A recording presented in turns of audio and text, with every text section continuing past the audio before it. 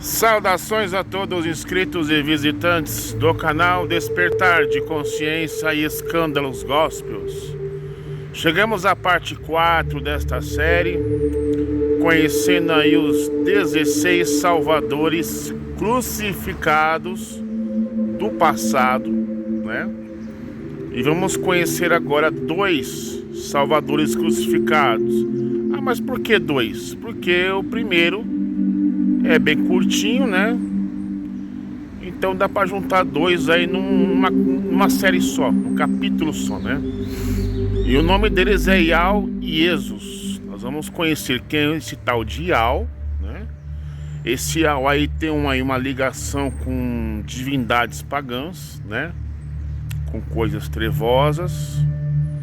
E o tal do Jesus, ele é pagão também, né? Inclusive esse nome Jesus, ele foi encontrado, se eu não me engano, aí numa Bíblia cristã aí. E você vai notar comigo nessa leitura que essas divindades crucificadas e salvadores do passado, eles praticamente se parecem muito com o personagem Jesus, né?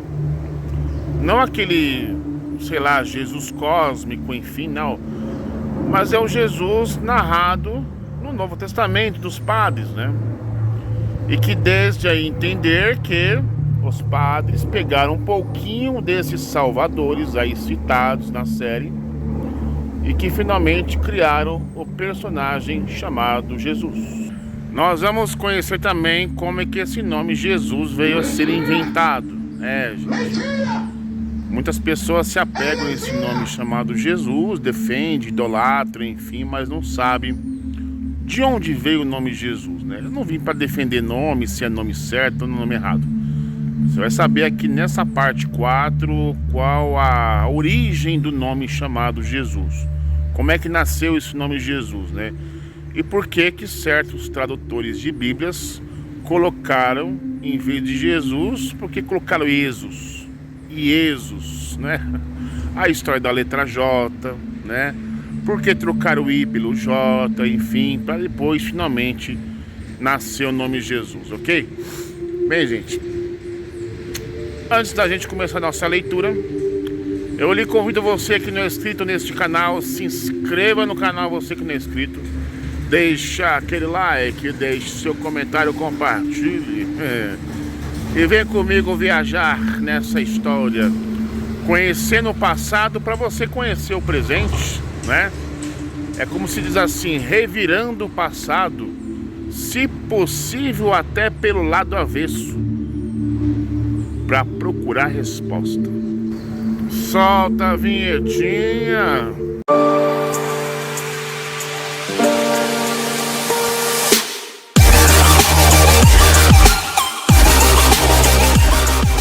E vamos iniciar aqui a nossa investigação, começando com Ial.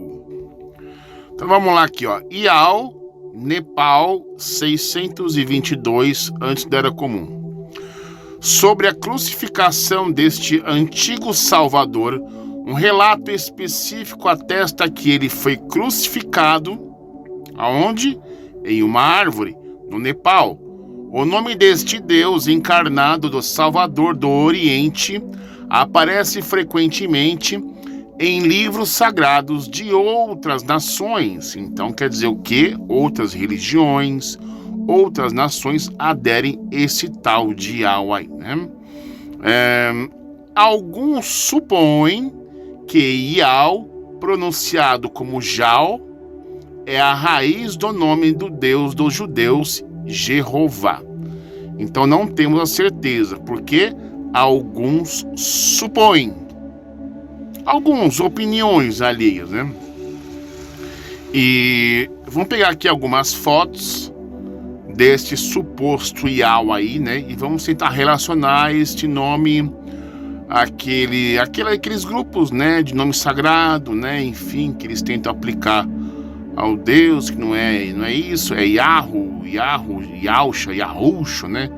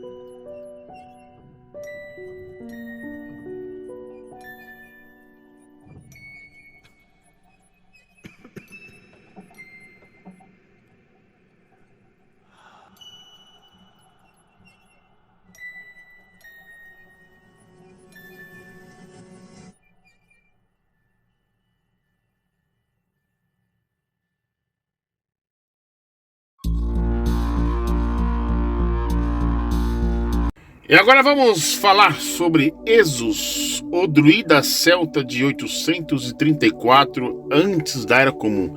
Esse aqui é mais parecido com o personagem Jesus do Novo Testamento, né? E diz o seguinte: Godfrey Hingers, de 1772 a 1833, informa que os druidas celtas representam o deus Esos, sendo crucificado ladeado por um cordeiro e um elefante. Esta representação é anterior à era cristã. Na simbologia, o elefante, que é a imagem que, de alguma forma, deve ter sido importada da Ásia, corresponde à magnitude dos pecados humanos, enquanto o cordeiro, de natureza inocente, é a inocência da vítima oferecida a Deus em sacrifício propiciatório. É o Cordeiro de Deus que tira os pecados do mundo. Notaram aí? É bem parecido com o de Jesus, né, gente? Vamos ver aqui. Conta a tradição que Esos, um druida celta, foi o introdutor da religião e da cultura na Britânia. O relato mitológico informa que Risos foi crucificado em um carvalho, a árvore da vida, mas seu espírito sobreviveu e o período de sua glória depois da morte foi chamado da Idade de Ouro.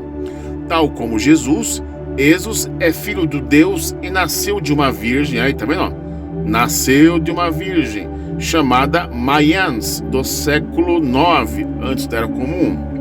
Mayans é representada envolta em luz e usando uma coroa de 12 estrelas, aquela mesma lá representada no Apocalipse, né, gente?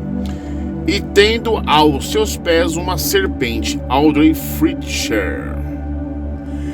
Isos ou Esos foi um deus gaulês conhecido das duas estátuas monumentais e de uma linha de Bellum Civile de Lucano. Vamos lá para a imaginação. As duas estátuas no qual seu nome aparece são o Pilar dos Barqueiros entre os Parísios e um pilar de Trier entre os Tréveros.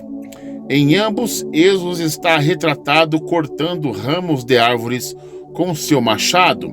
Esos está acompanhado de diferentes painéis de Pilar dos Barqueiros, de Tarvos Trigaranos, o Touro de Três Grous, Júpiter, Vulcano, mitologia e de outros deuses, tá? Vamos pegar a imagem do tal do Esos agora aí. Aí está a imagem do deus Esos, né? Olha só, vou dar um zoom aqui para melhorar. Vejam as palavras aqui, ó.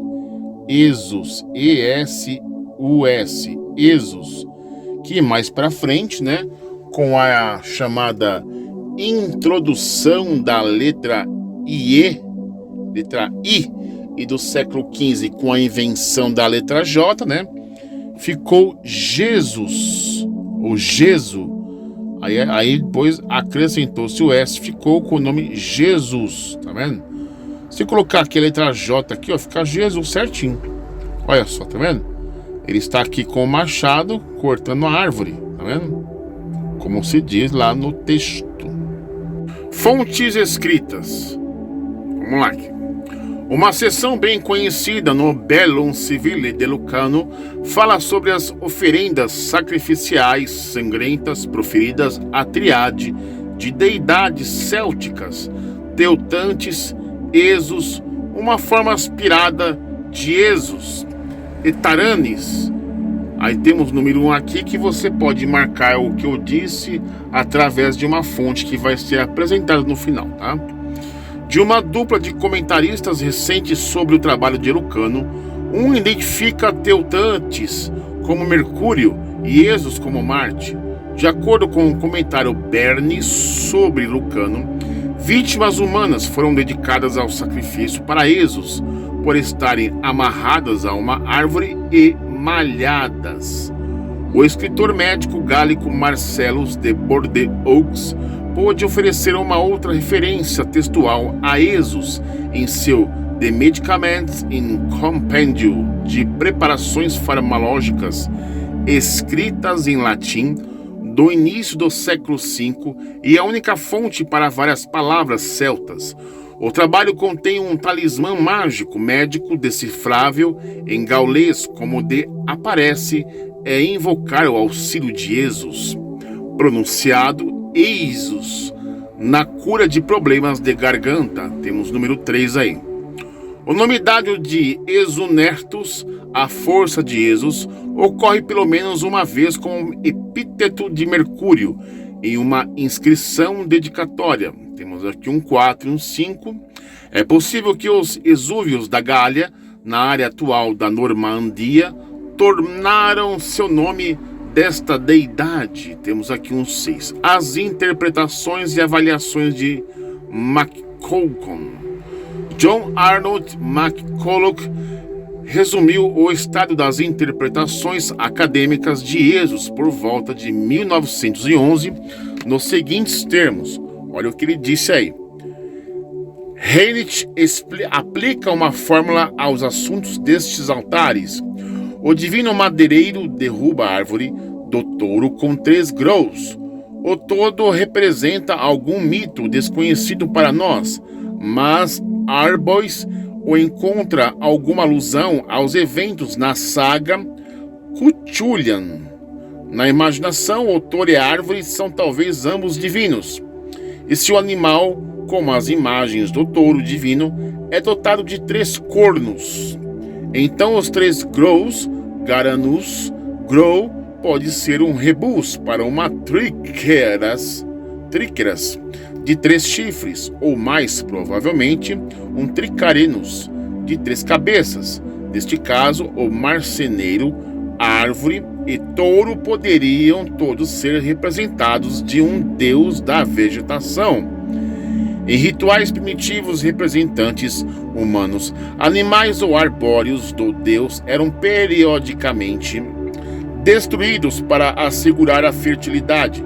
Mas quando o Deus se tornou separado destes representantes, a destruição ou o assassínio foram vistos como um sacrifício ao Deus.